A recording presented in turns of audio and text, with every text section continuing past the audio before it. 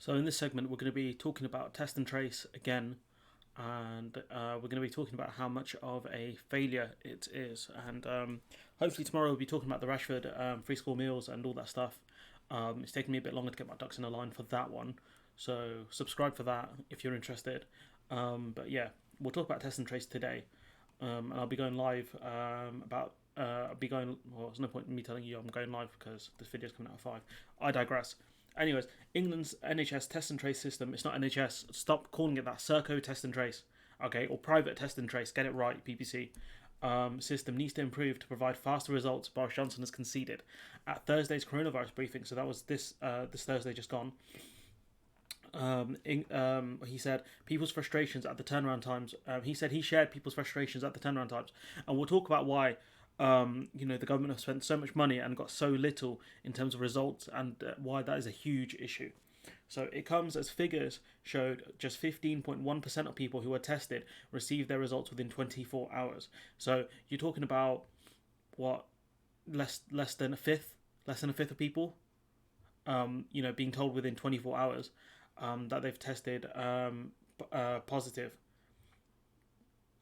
No, it's not even that. It's just shown their results. These figures for the week ending in the 14th of October are the lowest since the system began. The Prime Minister pledged all tests would be processed within 24 hours, unless there were issues with postal tests by the end of June. So that's clearly not happened. Speaking at a press conference at Downing Street, Mr. Johnson said, "I share people's frustrations. I understand totally why we need to see faster turnaround times and why we need to improve it. We want to make sure that everyone who gets that the people who do get a positive test self-isolate. That's absolutely crucial if this thing's going to work in the way that it can. And basically, if you don't tell people quick enough, say you tell people 3, 4, 5 days later that they've tested positive, then they're going to go on to infect more people because they don't know they've tested positive. You should say, realistically, they should be self-isolating if they need a test. But say they've been tested, but for whatever reason, because they work in a school or because they recently came into contact with someone who has coronavirus. It's not good enough, and it doesn't help that much at all. So Patrick Vallance said the capacity for testing has increased, but it's really important to concentrate on the numbers of contacts, isolation as quickly as possible, and getting results back as quickly as you can. Ideally, you get the whole process done within 48 hours. We can see that it's not happening within 24 hours. It's not happening within 48 hours. It's very clear that there's room for improvement. He also said that the high number of infections diminish the effectiveness of the system. So he's saying that because there's so many infections, the system isn't as effective. But then surely you need to build more capacity for the system to be effective then. The percentage of people who received their tests within 24 hours has dropped from 32% in the previous week, so no chance, even the week leading up to this week with the results. The figures also show a fall of 59.6% in the proportion of close contacts reached of people who tested positive. So what's that? Almost 60% of people who have tested, their close contacts of people who have tested positive have not been contacted. Is that what that says? And this is the lowest weekly percentage since the system began, and is down from 63% in the previous week. So it's not looking good. I think that's 59.6% of people actually contacted. So about 40% of people were not contacted who were in contact with someone who had coronavirus. The UK recorded another 21,242 cases on Thursday and 82 more deaths within 28 days of a positive test. So that's why they changed the methodology as well, which is something I disagree with. So here, if we look, there's some graphics here. Total deaths 44,000, latest daily figure. Total deaths 189 new deaths, 14-day trend. Total cases 810,000. New cases, the daily new cases 21,242. Hospital admissions, so over 1,000. So Patrick also told the briefing some coronavirus measures would be needed for some time to come. The numbers of cases speak for themselves. Blah blah blah. There was an interesting quote somewhere. Where has it gone? Professor Naismith, director of the Rosalind Franklin Institute at the University of Oxford, said that the number showed a system struggling to make any difference to the epidemic. So you're telling me that they've spent around £12 billion to create a system which has barely made any difference.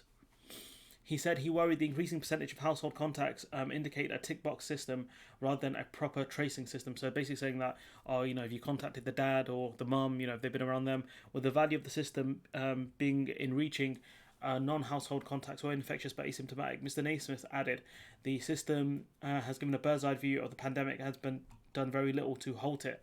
And the thing is, they've spunked £12 billion on this. So we'll talk about some of the ineffectiveness in a second. So this guy here, I think he tested positive. He was self-isolating. So 2 weeks ago, Martin Usborne, a publisher who lives in East London, found out a close family contact had coronavirus. A few days later, his wife Anne and their 1-year-old daughter also tested positive.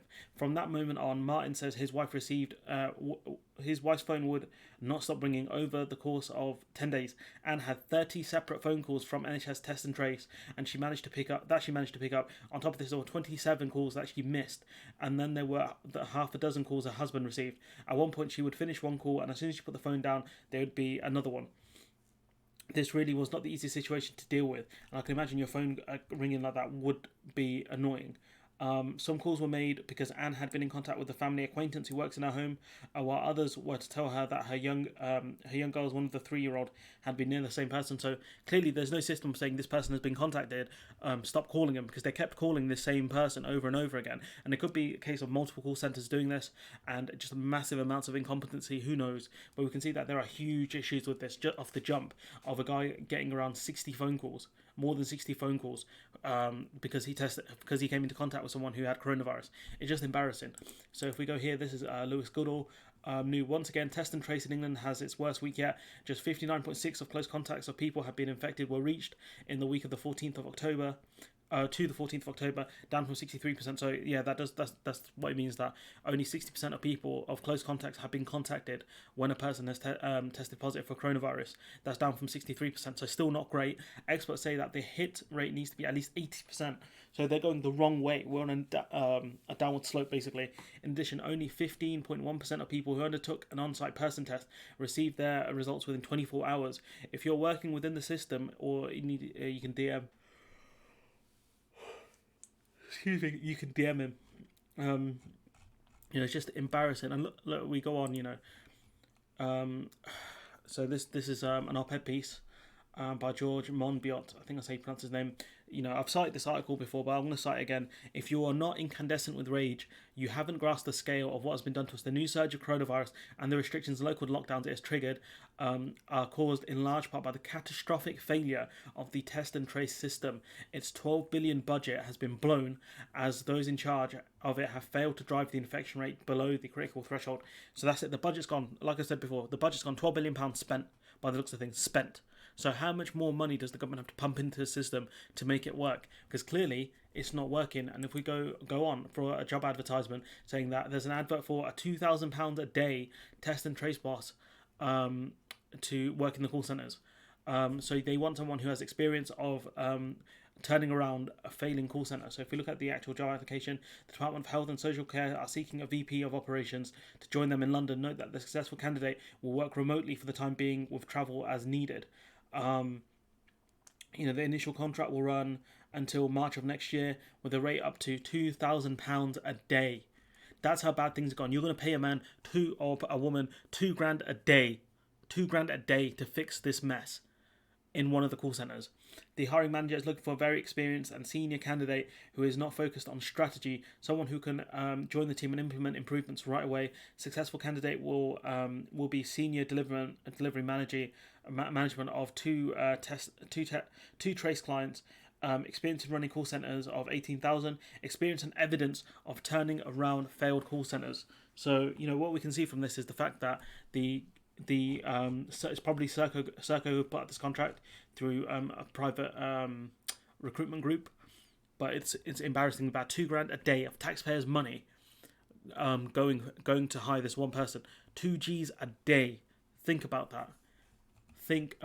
That's where taxpayers' money is going. That's where in part this 12 billion is going on consultants and call centres that aren't working. They're not fit for purpose. If we go here, Michael Gove defends £7,000 day for test and trace consultants. The Cabinet Minister says expertise is needed for the public and private sectors, but Labour says the fees are truly shocking. I thought you said we had enough of experts, mate. I thought you said the British public are getting sick of experts. Let's see if we can find it. Let's see if we can find that quote actually. Britain has had enough of experts, says Gove. So why are you paying these so-called experts 7Gs a day for their bad expertise? Because clearly the system isn't working if you're going to need to spend 2Gs a day on a call centre guy, a call centre boss, and you've blown through £12 billion.